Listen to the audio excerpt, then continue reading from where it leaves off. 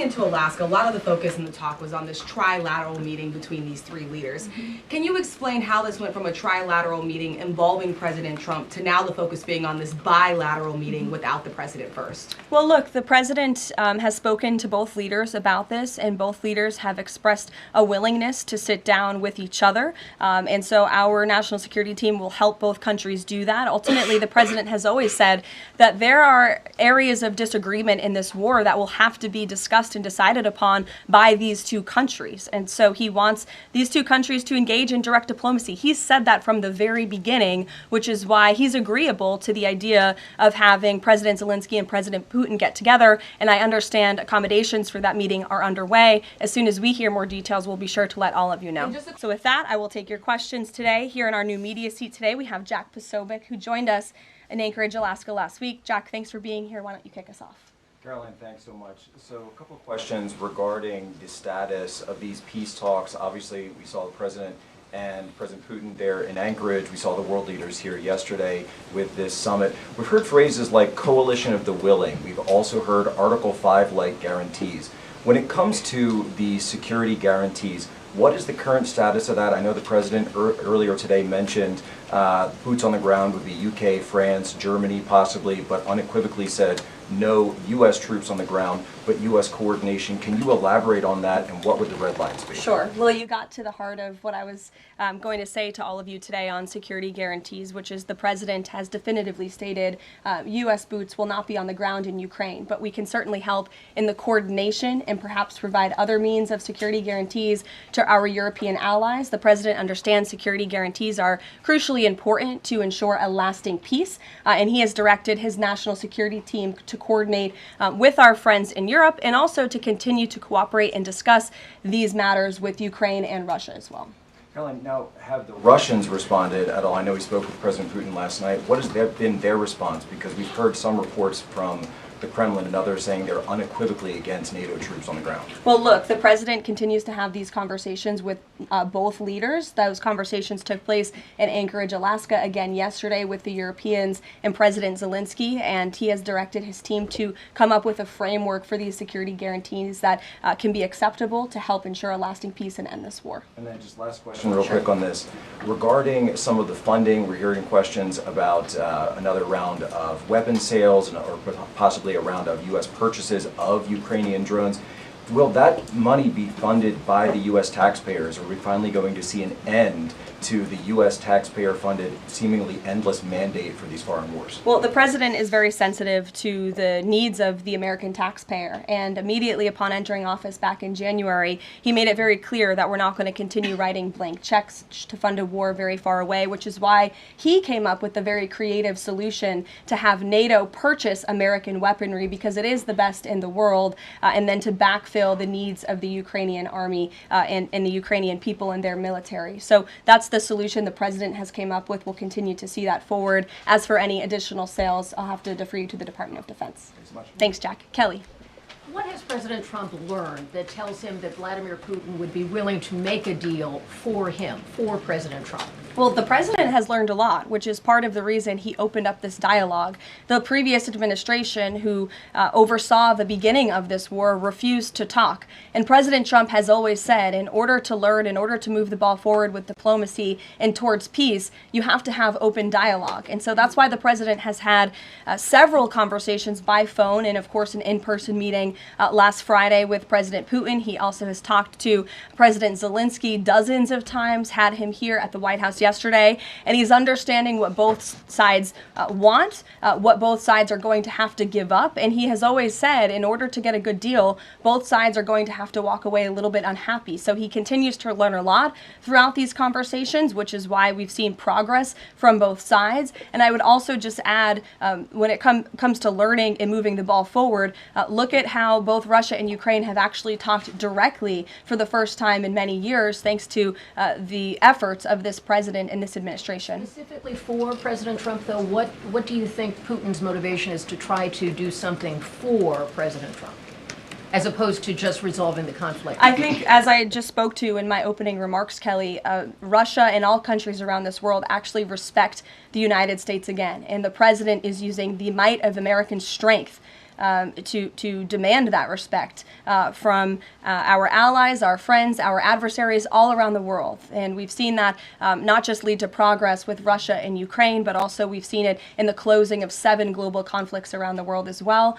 We've seen it with the release of hostages in Gaza. You've seen it with the end of the conflict between India and Pakistan, which could have resulted in a nuclear war if we had not had a president who believed in the strength and the leverage that comes with the job of being the president of the United States of America. Rachel. Thanks, Caroline. Heading into Alaska, a lot of the focus in the talk was on this trilateral meeting between these 3 leaders.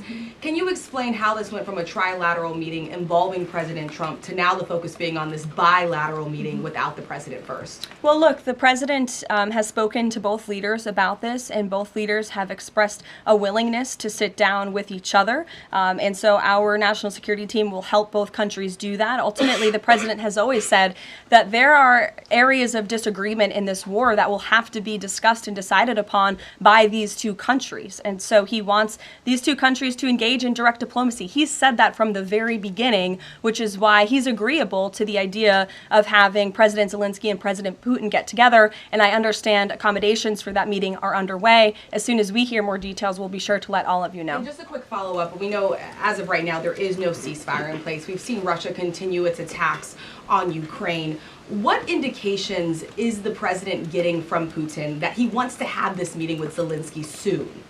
Because he spoke to him directly yesterday. And he expressed that Haley, sooner rather than later. He spoke to that directly yesterday, and the president put that in his statement that he gave to all of you, the news media, knowing you'd be asking following that conversation in the effort of transparency. Haley. Hey, thanks, Caroline.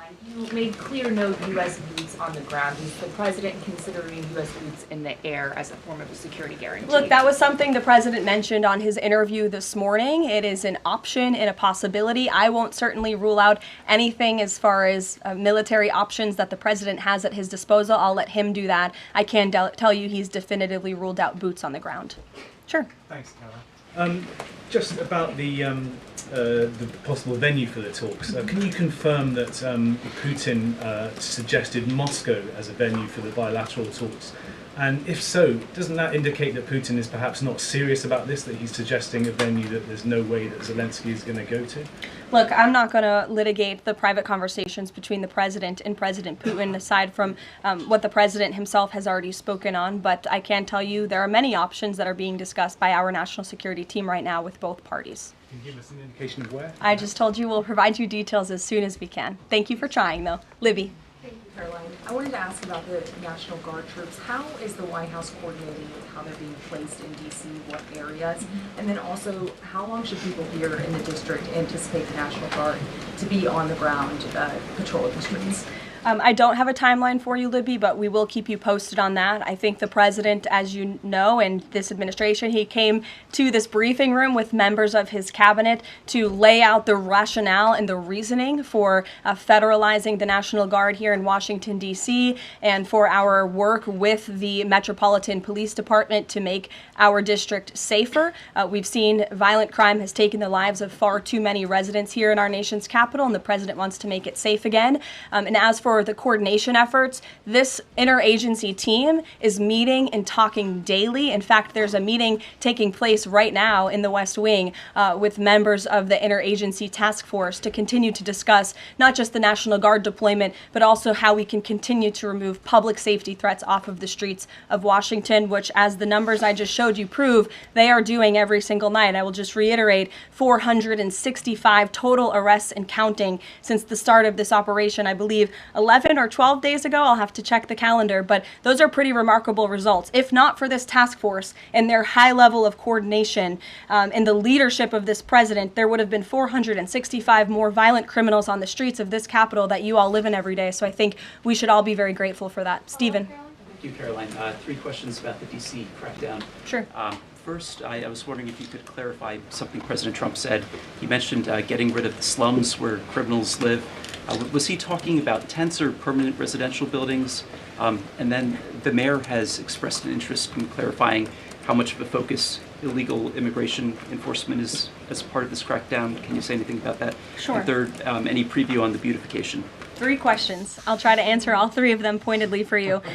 First, when it comes to what you said and the president said, the slums of Washington, D.C., he's referring to the most dangerous communities, neighborhoods, and streets in this city where, unfortunately, violence has ravaged these communities and taken the lives of, again, far too many law-abiding D.C. residents. We know on July 5th of this year, just more than a month ago, a 3-year-old beautiful young girl was shot and killed in her car with her family in one of these communities, which is why there has been a surge, despite what many of you have been falsely reporting. And I believe it was the Washington Post who put out a map claiming it to be fact-based when it was just based on, I don't know, accounts that they've heard on the street, not actual statistics and data. So we went and reconfigured the numbers, and as I said, nearly half of all the non-illegal alien-related arrests have occurred in wards 7 and 8 in the District of Columbia, where we know, excuse me, there's the highest rate of crime. So we'll continue to do that. And what was your second question, Stephen? Legal immigration, how much of a focus that is? Yeah, look, I mean, the focus is to make D.C. safe and beautiful and to remove public safety threats and violent criminals from our streets. If federal law enforcement, with the help of the Metropolitan Police Department, come across illegal aliens, of course, we are going to abide by this administration's policy of law and order, and we are going to remove illegal criminals from our nation's capital. They will be detained and deported, just like they are in every other community across the country. Kristen. First question is, whose idea was it to change the next steps from a trilateral to a bilateral meeting? It was an idea that evolved in the course of the president's conversations with both President Putin, President Zelensky, and the European leaders yesterday. And as you saw, Kristen, with all of those European leaders leaving the White House, including the NATO Secretary General, they all agreed that this is a great first step. And it's a good thing that these 2 leaders are going to be sitting down together, and the president expects that to happen. And how long is Trump willing to wait and operate in good faith for Putin to actually arrange a meeting before he intervenes? Look, the president has put tremendous public pressure to bring this war to a close. He's taken actions, as you've seen, sanctions on India and other actions as well. He's made himself very clear that he wants to see this war end, and he has scoffed at the ideas of others that have been raised that we should wait another month before any meeting takes place. The president wants to move, and he wants to bring this war to an end as quickly as possible. Just a clarification on something you said earlier about Putin agreeing to the meeting. The Kremlin seemed to indicate that Putin did not firmly agree to a bilateral. Did he agree to have a sit down with just Zelensky on the phone? I can assure you that the United States government and the Trump administration is working with both Russia and Ukraine to make that bilateral happen as we speak. Sean. Hey, if the point is to get everybody on the same page, why wouldn't Trump just take the call from Putin while the other leaders were in the room? He said it would be disrespectful to do that. But why is it disrespectful? With all due respect, only a reporter from the New York Times would ask a question like that, Sean. The president met with all of these European leaders at the White House 48 hours after sitting down with President Putin on American soil. In fact, there was so much progress in the readout that was given to these European leaders immediately following his meeting with President Putin that every single one of them got on a plane 48 hours later and flew to the United States of America. And if I could just read for all of you some of the statements from those European leaders yesterday, you had President Zelensky himself saying it was a very good conversation. It was really good. We spoke about very sensitive points. The Secretary General, Mark Rutte, it was the president, only because of the president, that this deadlock was broken, but with President Putin by starting a dialogue. So these leaders, who this war is in their backyard, are very grateful that the president took that call and that he was there to provide them with a readout of Russia's thinking on this, something that was not done by the previous administration at all. Catherine. Thank you. Is the White House looking at Budapest as a possible location? I'm not going to confirm or deny locations. We'll provide you with details as soon as we can. Just following up on Kristen's question, I understand that the White House is working and allies are working to make this meeting happen, but did Putin promise to do a meeting with Zelensky, a direct meeting, in the coming weeks? He has, and I just answered that question for you. Franco. Thanks. I just want to clarify. So you are saying that President Trump is considering U.S. pilots and U.S. aircraft potentially supporting European or Ukrainian forces? The president spoke to that himself this morning when he called into Fox and Friends, and I would defer you to his answer. You can read it directly yourself. In addition, can I ask, no boots on the ground, Steve Witkoff's talking about Article 5 like security guarantees. Can you talk about what other Article 5-like security guarantees that are being considered if it's not boots on the ground? These are very sensitive diplomatic discussions that are currently taking place literally as we speak. So I will leave it to the national security team, and I'll leave it to the president to have those private discussions with these leaders as we try to bring this war to an end. And can I ask one Mary more? Margaret, go ahead. Thanks, Caroline. Two questions, if that's okay. So on these meetings, I know you said that the trilateral will take place if necessary. Do you think that we might not need the trilateral and that Zelensky and Putin might come to this conclusion on their own? And then as a follow-up, I know the president said on Fox News this morning that he's partially seeking peace in order to get to heaven. Was he joking, or is there spiritual motivation behind his peace deals here? I think the president was serious. I think the president wants to get to heaven, as I hope we all do in this room as well. Annie. Thanks, Caroline. I'm just shifting gears to the Department of Justice for a minute. Can you walk us through why another deputy FBI director was named? Does Trump have any displeasure with how the FBI has been being run to date? And then I have a question about the antitrust division. No, Andrew Bailey is extremely qualified. As you know, he's been serving with honor as the Attorney General of Missouri, and he's been brought on as another set of very credible and experienced hands to work alongside the current Deputy Director, Dan Bongino, under the leadership of the Director, Kash Patel, and the Attorney General, Pam Bondi. And the FBI has been doing a tremendous job. We've seen their agents out on the streets as part of this interagency task force here in Washington. But the crime that they've been stopping here in Washington, they've been doing this for 7 months all across the country. In fact, there's been 19,000 arrests by the FBI nationwide. That's more than double last year in the same time period.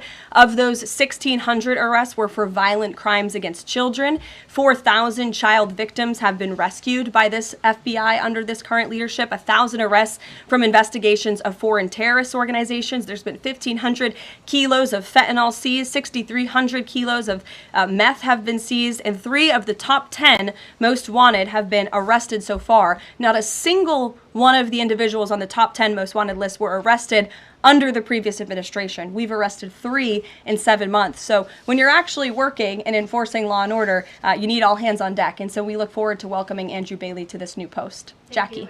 I have a quick question about Roger Alfred, who is a former DOJ official. He gave a speech in Aspen yesterday where he said that senior DOJ aides are cutting deals with favored lobbyists. I'm wondering if the president has any concerns at all with the way the Antitrust division is working. I have no idea who that individual is. I don't know why he made those comments. I don't know what basis he's making those comments on. My instinct tells me it's not true, but we will definitely look into them and I'll get you a response. Thank you, Caroline. Jackie. Thanks, Caroline. Since the president often says that this war would not have started if he were in office, and True. and Putin confirmed that. It's true. Do you accept that as truth? The Probably. European leaders do.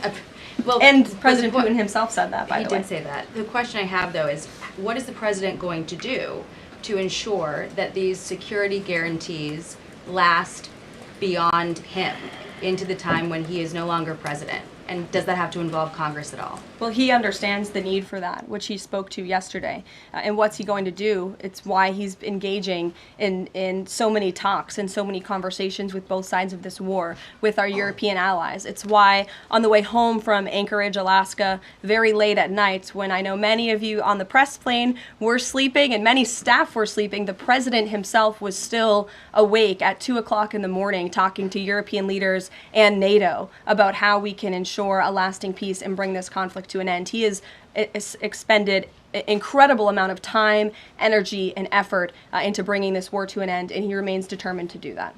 Also, can Go I ask ahead. you about the Go ahead. Thank you, Caroline. DC crime? Sure, Jake, and then to your right. All right. Thank you, Caroline. Which of the half-dozen peace deals that the president's pulled off would you say he's the most proud of? And then I have another question. That's a good question, Jake. I'll leave that to the president to answer. I think he's proud of all of the peace deals that he's been able to achieve. You saw the president of Armenia and the head of Azerbaijan both at the White House just a couple of weeks ago. The president, I know, very much enjoyed spending time with them and helping to bring that conflict to an end. He very much enjoyed his time with leaders of Rwanda and the Democratic Republic of the Congo in the Oval Office, talking to them about bringing that decades-long war to an end. India and Pakistan. He used trade in a very powerful way as leverage to bring that conflict to an end. So I know he's very proud of all of these achievements, and I know he's very honored to serve as the President of the United States and to restore peace around this world. Go ahead. So you mentioned a meeting in Azerbaijan. That's a conflict that, I spent time in the Southern Caucasus covering that. And, a conflict of over 30 years, and he resolved it in just a couple of months. Are there other conflicts that the president's working on right now that are off the radar screen that we should be tracking?